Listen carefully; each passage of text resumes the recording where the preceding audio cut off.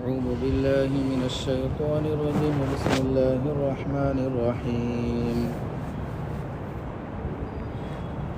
كذبت عاد فكيف كان عذابي ونذر إنا أرسلنا عليهم ريحا صرصرا في يوم نحس مستمر تنزع الناس كأنهم أعجاز نخل منقعر فكيف كان عذابي ونذر ولقد يسرنا القرآن للذكر فهل من مدكر صدق اللہ العظیم۔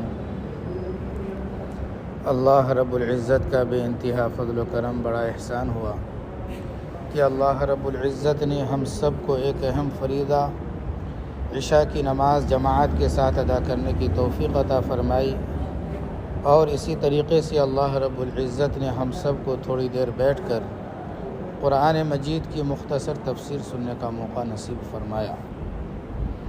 جن آیتوں کی تلاوت کی گئی ہے یہ سورۃ القمر کی آیتیں ہیں۔ گزشتہ یہ مضمون بیان کیا گیا تھا کہ قوم نوح کو اللہ رب العزت نے نبی کی تکذیب کی بنیاد پر ان کو طوفان پانی کے ذریعے ہلاک کیا، تباہ کیا، برباد کیا۔ آگے ہلاک شدہ قوموں میں سے ایک قوم ہے قوم عاد، اس کا اللہ رب العزت تذکرہ بیان کر رہے ہیں۔ قوم عاد حضرت نوح علیہ السلام کی جو قوم تھی وہ جو ہے تباہ ہو چکی تھی طوفان کے اندر، پانی کے اندر جو طوفان نوح آیا تھا ہلاک ہو چکی تھی۔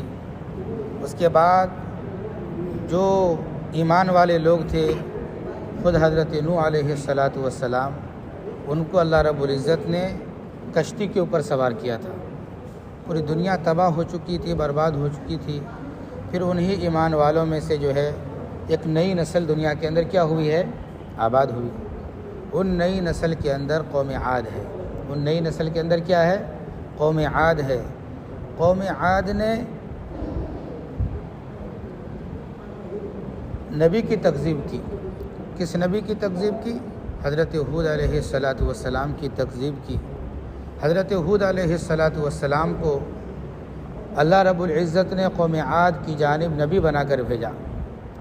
قوم عاد کہاں پر آباد تھی؟ اس کے تعلق سے مفسرین نے لکھا ہے کہ قوم عاد یمن اور ملک شام تک پھیلی ہوئی تھی۔ جو ملک یمن ہے، یمن کا علاقہ، یمن سے ملک شام تک یہ قوم عاد جو ہے یہ پھیلی ہوئی تھی۔ ان کی جانب اللہ رب العزت نے حضرت ہود علیہ السلام کو نبی بنا کر بھیجا، تو ان لوگوں نے جو ہے حضرت ہود علیہ السلام کی تکذیب کی، اور بہت کم ان کے ماننے والے تھے، اکثریت جو ہے نہ ماننے والے تھے۔ انہوں نے جو ہے حضرت ہود علیہ السلام کو جھٹلایا، برا بھلا کہا، یہاں تک کہ بیوقوف تک کہہ دیا۔ اللہ رب العزت نے قوم عاد کا تذکرہ قرآن مجید کے اندر کئی مقام پر کیا ہے۔ سورۃ الاعراف کے اندر بھی اللہ رب العزت نے اس کا نقشہ کھینچا اور فرمایا کہ وَإِلَىٰ عَادٍ أَخَاهُمْ هُودًا، اور عاد کی طرف ہم نے ان کے بھائی ہود کو بھیجا۔ قَالَ يَا قَوْمِ اعْبُدُوا اللَّهَ، ہود علیہ السلام نے اپنی قوم سے کہا کہ اے میری قوم کے لوگوں، ایک اللہ کی عبادت کرو، اس کے علاوہ کسی کی عبادت نہ کرو۔ افلا تتقون، کیا تم ڈرتے نہیں؟ کیا تم تقوی اختیار کرتے نہیں؟ قال الملأ الذين كفروا من قومه إنا لنراك في سفاهة وإنا لنظنك من الكاذبين۔ حضرت ہود علیہ السلام نے کہا کہ میری قوم کے لوگوں، ایک اللہ کی عبادت کرو اور اللہ کی عبادت کے علاوہ کسی اور کی عبادت نہ کرو۔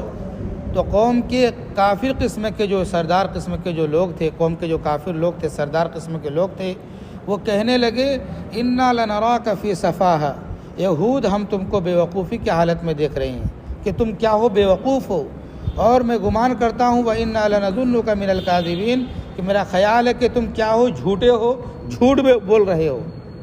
حالانکہ حضرت ہود علیہ السلام ایک اللہ کی عبادت کی دعوت دینے لگے تو قوم کے لوگ جواب میں کیا دینے لگے؟ بیوقوف ہے یہ، جھوٹا ہے یہ، طرح طرح کے الزام کشی کرنے لگے، اور جو ہے حضرت ہود علیہ السلام جو ہے بشاشت کے ساتھ اس کو برداشت کیا۔ داعیوں کی ایک شان ہوتی ہے، دین کے کام کرنے والوں کی ایک شان ہوتی ہے کہ جب بھی قوم کی طرف سے برا بھلا کہا جائے، جب بھی قوم کی طرف سے ناشائستہ حرکتیں ہونے لگے اور قوم ستانے لگے تو اس کو بشاشت سے برداشت بھی کرنی چاہیے، اور صبر کے ساتھ جو ہے اس کا کیا کرنا چاہیے؟ صبر کے ساتھ اس کو سہنا چاہیے۔ تو حضرت ہود علیہ السلام نے صبر کے معاملے کو اختیار کیا۔ قوم کے لوگ کہنے لگے کہ تم جھوٹے ہو، باپ دادا جو جس دین کی عبادت کر رہے تھے تم اس سے ہمیں ہٹا رہے ہو، نئی دین کی جو دعوت دے رہے ہو، تم جھوٹے ہو اس معاملے کے اندر، تم بیوقوف ہو۔ تو حضرت ہود علیہ السلام نے صرف اتنا کہا، قال یا قوم لیس بی سفاہہ، اے میری قوم کے لوگوں میں بیوقوف نہیں ہوں، تم بیوقوف سمجھ رہے ہو، حالانکہ میں بیوقوف نہیں ہوں، ولکنی رسول من رب العالمین، میں تو رب العالمین کی جانب سے بھیجا ہوا رسول ہوں، پیغمبر ہوں، ابلغکم رسالات ربی، میں تم کو اپنے رب کا پیغام پہنچا رہا ہوں، رب کی جو تعلیمات ہے وہ تمہارے سامنے میں بیان کر رہا ہوں، وَأَنَا لَكُمْ نَاصِحٌ امین، اور حالانکہ میں تمہارے لیے خیر خواہ ہوں، امانت دار ہوں، میں تمہارا دشمن نہیں ہوں، میں جو ہے پیغام پہنچا رہا ہوں جو مجھے اللہ کی جانب سے ملا ہے۔ بہرحال قوم کے لوگ جو ہے کہنے لگے کہ جو ہے باپ دادا کے دین سے تم ہمیں ہٹا رہے ہو، اور جو ہے انکار کرنے لگے۔ حضرت ہود علیہ السلام کو کیا کرنے لگے؟ وہ لوگ جو ہے طرح طرح کی جو ہے دھمکیاں دینے لگے، اور اسی طریقے سے کہنے لگے کہ قالوا اجئتنا لنعبد اللہ وحدہ ونذر ما کان یعبد آباؤنا، وہ لوگ کہنے لگے کہ ہم ایک اللہ کی عبادت کریں اور ہم چھوڑ دیں اس معبودوں کو جن کی عبادت جو ہے ہمارے باپ دادا کیا کرتے تھے، ایسا ہرگز نہیں ہو سکتا ہے۔ قوم کے لوگوں نے کہا فأتنا بما تعیدنا ان کنت من الصادقین، کہ حضرت ہود علیہ السلام نے کہا تھا کہ اگر تم نافرمانی کرو گے، نہیں مانو گے تو اللہ کا عذاب آئے گا۔ تو قوم کے لوگ کہنے لگے کہ لے آؤ عذاب، اگر تم سچے ہو۔ تو عذاب کا جو ہے قوم نے مطالبہ کر دیا، اور اسی طریقے سے اللہ رب العزت نے جو ہے جب عذاب کا مطالبہ انہوں نے کر دیا تو ان کو سخت عذاب کے ذریعے سخت تیز تند ہوا کا عذاب ان کے اوپر مسلط کیا گیا۔ اس تیز تند ہوا کے ذریعے اللہ رب العزت نے جو ہے قوم عاد کو، حضرت ہود علیہ السلام کی قوم کو کیا کیا؟ تباہ کیا، برباد کیا۔ حضرت ہود علیہ السلام کی جو قوم ہے، جب ان کے پاس دعوت دینے کے لیے جو ہے حضرت ہود علیہ السلام جاتے تھے تو بڑا تکبر کا معاملہ کرتے تھے، گھمنڈی کا معاملہ کرتے تھے، اور اس بات کا اظہار کرتے تھے من اشد منا قوہ، ہم سے زیادہ طاقتور کون ہے۔ حضرت ہود علیہ السلام کی جو قوم تھی، قوم عاد، یہ ڈیل ڈول کے اعتبار سے بڑی لحیم و شہیم تھی، بڑی طاقتور تھی، اور لمبے تھڑنگے تھے، اور جسم و جثہ بھی ان کا صحت مندانہ تھا، اور جو ہے اتنے طاقتور تھے کہ وہ جو ہے پہاڑوں کو کھود کھود کر کیا کرتے تھے؟ گھروں کو بنا لیتے تھے۔ جو ہے اتنی طاقت جو ہے ان کو جو ہے اللہ رب العزت نے عطا فرمایا تھا۔ اسی قوم کے تعلق سے اللہ رب العزت نے سورۃ الفجر کے اندر بھی بیان فرمایا، التی لم یخلق مثلها فی البلاد، شہروں میں ان کے جیسے لوگوں کو پیدا نہیں کیا گیا، یعنی اب تک جو ہے اس جیسے طاقتور لوگوں کو کیا ہے؟ پیدا نہیں کیا گیا۔ وہ بڑے طاقتور قسم کے لوگ تھے۔ تو جو ہے حضرت ہود علیہ السلام مختلف انداز میں ان کو سمجھا رہے ہیں کہ دیکھو اللہ نے تم کو جو ہے صحت دی ہے، تندرستی دی ہے، قوت دی ہے، تم ایک اللہ کی مان کر چلو، ایک اللہ کی عبادت کرو۔ قوم کے لوگ گھمنڈانہ انداز میں کہنے لگے کہ من اشد منا قوہ، ہم سے زیادہ طاقتور کون ہے کہ ہمیں ہلا سکے، ہمیں جو ہے تباہ کر سکے، برباد کر سکے، گھمنڈی کرنے لگے۔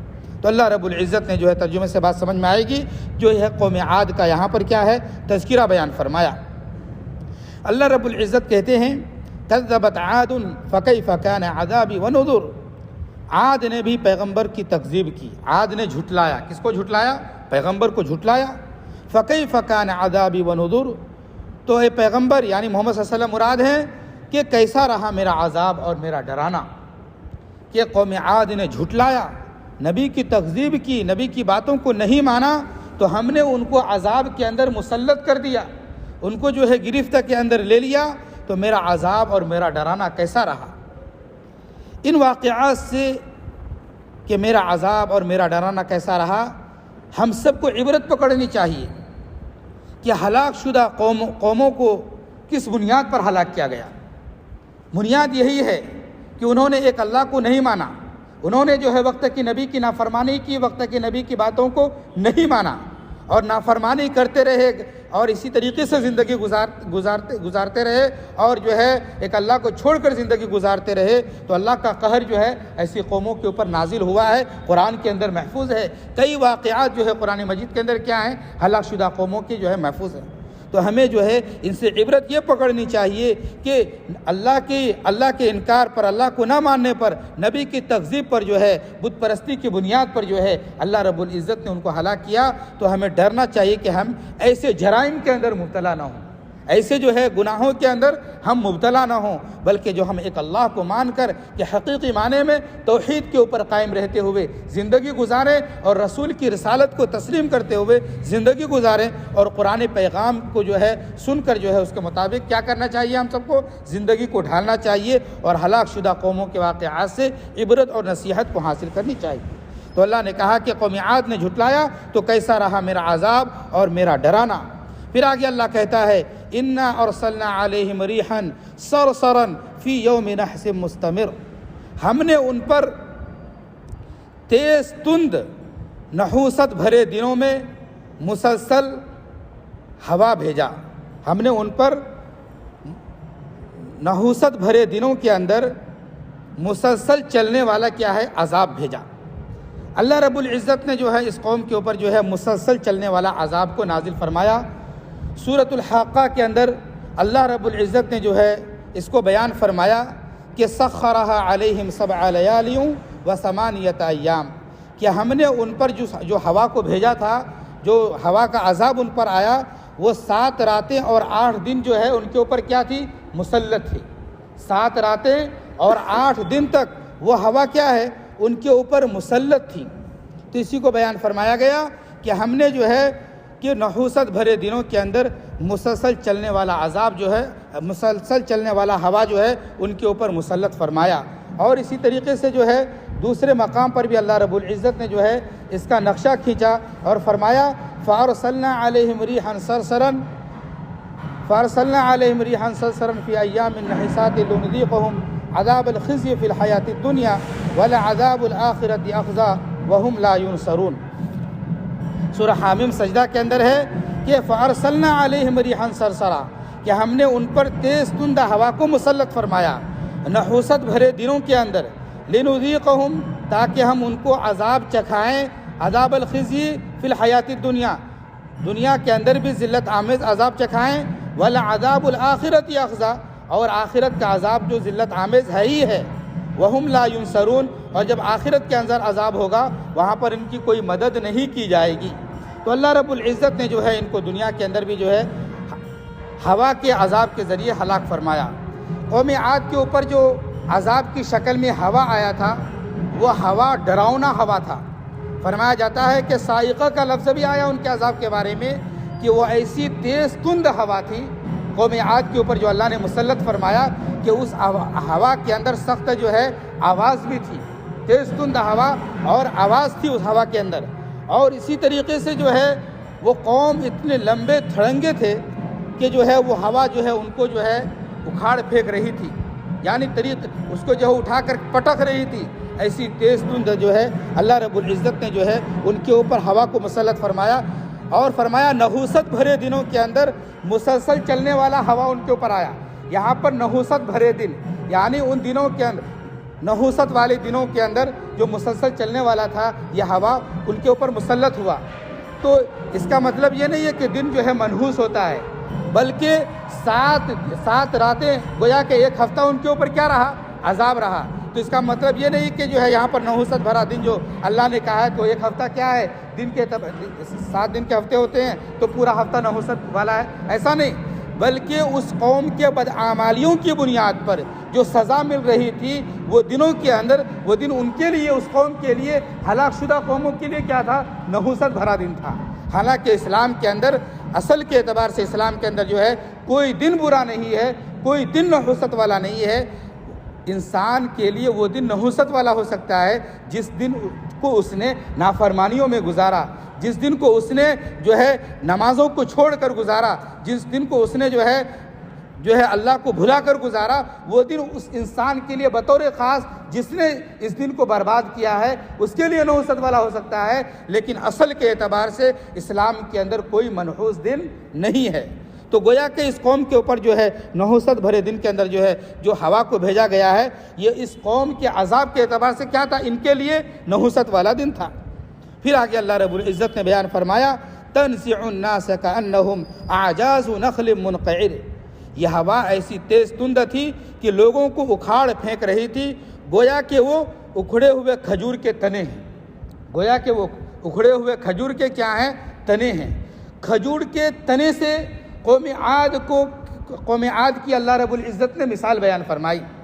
کھجور کا تنا ہم جانتے ہیں کہ جو ہے بڑا مضبوط ہوتا ہے، اس کا درخت بھی کیا ہے؟ بڑا لمبا ہوتا ہے، اور اسی طریقے سے جو ہے جب اس کے جڑ کو اکھاڑ دیا جائے تو جو ہے زمین پر پڑا رہے تو دیکھنے میں ایک عجیب سا لگتا ہے کھجور کا درخت۔ تو ان کی مثال کھجور کے درخت، کیونکہ یہ بھی لمبے تھرنگے تھے اور جو ہے گویا کہ جو ہے کھجور کے تنے کی طرح کیا ہیں؟ یہ بکھرے ہوئے ہیں۔ وہ ہوا ایسی تیز تند تھی کہ بتایا جاتا ہے کہ ایک ہفتہ تک ان کے اوپر مسلط رہا۔ وہ ہوا ان کو جو ہے اوپر اٹھاتی تھی، اوپر اٹھا کر جو ہے نیچے زمین کے اوپر کیا کرتی تھی؟ وہ ہوا پٹکتی تھی، اور اسی طریقے سے ہوا اوپر اٹھا کر جو ہے زمین کی طرف جب پٹکتی تھی تو جو ہے ان لوگوں کے کیا ہوتے تھے؟ سر پھٹ جاتا تھا، ان کے جو ہے دماغ، ان کا جو ہے بھیجا وغیرہ نکل جاتا تھا۔ گویا کہ کھوکھلا کھجور ہو یا کھجور کا تنا بکھرا ہوا کس طرح رہتا ہے کہ اگر اکھاڑ کر جو ہے زمین پر رکھ دیا جائے تو بالکل بکھرے ہوئے، ان لوگوں کو بھی اللہ رب العزت نے جو ہے اس ہوا کے ذریعے پٹک پٹک کر اس طریقے سے ہلاک کیا کہ جو ہے وہ بھی بالکل بکھرے ہوئے تھے۔ وہ لوگ بھی کیا تھے؟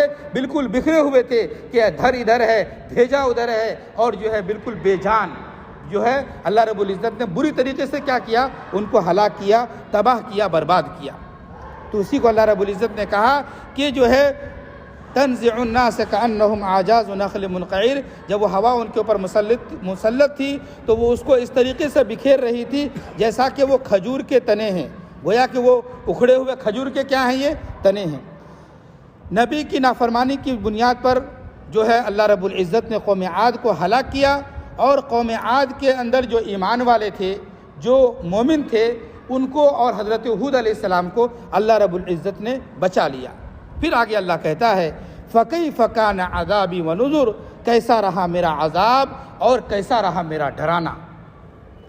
اولین مخاطب جو ہے قرآن کے جو ہے حضرات صحابہ تھے اور اہل مکہ تھے، ان لوگوں کو بطور خاص ہے کہ جو ہے ان لوگوں نے نافرمانی کی ہے، نبی کی بات کو نہیں مانا، تو دیکھو کس طریقے سے ان کو ہلاک کیا گیا۔ اور اللہ کہتا ہے کہ دیکھو کیسا رہا میرا عذاب اور کیسا رہا میرا ڈرانا۔ اور اسی طریقے سے جو ہے اس خاص طور پر مشرکین مکہ سے لے کر آنے والے قیامت تک تمام مشرکین کو، تمام نہ ماننے والے کو اس بات کا پیغام ہے کہ دیکھو ان لوگوں نے نہ مانا تو ان کو ہلاک کیا گیا ہے، تباہ کیا گیا ہے، برباد کیا گیا ہے، اور جس نے نبی کی بات مان لی اس کے لیے جو ہے اچھا رہا ہے، اور جو ہے آخرت کے اندر بھی اس کے ساتھ اچھا ہونے والا ہے۔ اے کفار مکہ، تم بھی محمد الرسول اللہ صلی اللہ علیہ وسلم کی تکذیب نہ کرو، ان کی بات کو مانو۔ پھر آگے اللہ رب العزت جو ہے اسی قرآن کی حقانیت کو بیان کرتے ہیں کہ ہم نے اس سے پہلے بھی بیان کیا تھا کہ جو ہے 4 مرتبہ یہ ہے سورۃ القمر کے اندر وَلَقَدْ يَسَّرْنَا الْقُرْآنَ لِلذِّكْرِ فَهَلْ مِن مُدَّكِرٍ کا تذکرہ آیا، تو اللہ رب العزت بیان فرما رہے ہیں وَلَقَدْ يَسَّرْنَا الْقُرْآنَ لِلذِّكْرِ فَهَلْ مِن مُدَّكِرٍ، اور ہم نے قرآن مجید کو آسان کر دیا نصیحت حاصل کرنے کے لیے۔ فَهَلْ مِن مُدَّكِرٍ، کیا کوئی ہے نصیحت حاصل کرنے والا؟ اللہ رب العزت نے قرآن کو آسان کر دیا، اس لیے چھوٹے چھوٹے بچوں کے لیے جو ہے جب قرآن کو سیکھنے کے لیے کتاب دی جاتی ہے تو کچھ کتابوں کا نام ہی رکھ دیا گیا یسرنا القرآن، اس کا نام کیا ہے؟ یسرنا القرآن، کہ قرآن سیکھنا آسان ہے۔ کیا مطلب؟ قرآن آسان ہے، تو قرآن کو اللہ رب العزت نے بہت آسان کر دیا۔ یہ ہماری سب سے بڑی کتاب ہے، ساری آسمانی کتابوں کے اندر سب سے عظیم الشان کتاب ہے۔ ہمیں اپنے کلام کو جو اللہ رب العزت نے جو ہے محمد رسول اللہ صلی اللہ علیہ وسلم کے ذریعے اس امت کو دیا ہے، ہمیں اپنے کلام کی فکر ہونی چاہیے۔ ہمیں جو ہے اللہ کا جو قرآن ہمارے سامنے ہے اس کے بارے میں غور و فکر ہونی چاہیے، قرآن کے الفاظ کو سیکھنی چاہیے، اور اسی طریقے سے اس کی معانی کو بھی سیکھنی چاہیے۔ قرآن ہمیں کیا پیغام دیتا ہے اس کے بارے میں ہمیں غور و فکر کرنی چاہیے، قرآنی مجلسوں میں بیٹھنی چاہیے اور اپنے بچوں کو صحیح تربیت کرنی چاہیے، قرآن سکھانی چاہیے، اس کو عالم بنانی چاہیے، اور اسی طریقے سے جو ہے اس کو قرآن کے معنی اور مطالب سکھانی چاہیے۔ تو فرمایا گیا کہ قرآن بہت آسان ہے، اس لیے ہمیں قرآن کو سیکھنی چاہیے۔ قرآن اتنا آسان ہے کہ کم پڑھا لکھا آدمی بھی قرآنی پیغامات کو اگر سنے تو وہ بھی سمجھ جائے گا، وہ بھی سیدھے راستے پر چلا آئے گا، راہ راستہ پر چلا آئے گا۔ قرآن بڑا آسان ہے۔ قرآن کے اندر کئی واقعات ایسے بیان کیے گئے ہیں کہ ان کے صرف ترجمے کو اگر ہم پڑھ لیں، صرف ترجمے کو سن لیں تو ہمیں سمجھ میں آ جائے گا کہ قرآن ہمیں کیا کہہ رہا ہے۔ ہم جو ہے قرآن سے بالکل دور نہ ہوں۔ قرآن مجید کے اندر دوسرے مقام پر بھی فرمایا گیا افلا یتدبرون القرآن ام علی قلوب اقفالها، کیا یہ لوگ قرآن کے بارے میں تدبر نہیں کرتے؟ کیا یہ لوگ قرآن کے بارے میں غور و فکر نہیں کرتے؟ کیا ان کے دل کے اوپر قفل لگ گیا ہے؟ کیا ان کے دل کے اوپر تالا مار دیا گیا ہے؟ اس لیے ہم لوگ جو ہے بڑی غفلت میں ہیں۔ ہمیں قرآن سے قریب آنی چاہیے، سب سے پہلے قرآن کے الفاظ کو سیکھنی چاہیے، اس کے بعد جو ہے قرآن کے اندر کیا پیغامات ہیں اس کو سننی چاہیے، اور اس سے خوب کیا کرنی چاہیے، عبرت اور نصیحت کو حاصل کرنی چاہیے۔ اللہ رب العزت نے قرآن کو بڑا آسان کر دیا ہے۔ نصیحت حاصل کرنے کے لیے پھر اللہ سوالیہ انداز کو اختیار کیا، فہل من مدکر، کیا کوئی ہے نصیحت حاصل کرنے والا؟ تو ہم اس کا جواب دیں نعم، ہم ہیں نصیحت حاصل کرنے والے۔ ہم قرآن کو سیکھیں اور قرآن کے قریب آئیں۔ اس لیے اللہ رب العزت سے دعا فرمائے کہ اللہ تعالی ہم سب کو قرآن کے قریب آنے کی توفیق عطا فرمائے، الفاظ قرآن کو یاد کرنے کی، پڑھنے کی توفیق دے، اور اسی طریقے سے قرآن کے اندر جو خزانے ہیں اس کو سن کر سمجھ کر ہدایت پر قائم رہنے کی اللہ ہم سب کو توفیق عطا فرمائے۔ اور اللہ تعالی ہم تمام لوگوں کو ہلاک شدہ جو قوم کا تذکرہ ہوا، قوم عاد کا، اللہ تعالی ہم سب کو جو ہے ہر طرح کی نافرمانیوں سے اور ہر طرح کی معصیتوں سے بچائے، اور ان ہلاک شدہ قوموں کے واقعات سے بطور خاص ہم سب کو اللہ رب العزت عبرت، نصیحت اور موعظت حاصل کرنے کی توفیق عطا فرمائے۔ آمین وآخر دعوانا ان الحمد للہ رب العالمین۔ سبحان اللہ وبحمدہ، سبحانک اللہم وبحمدک، ونشہد ان لا الہ الا انت، ونستغفرک ونتوب الیک۔ سبحان ربک رب العزت عما یصفون، وسلام علی المرسلین، والحمد للہ۔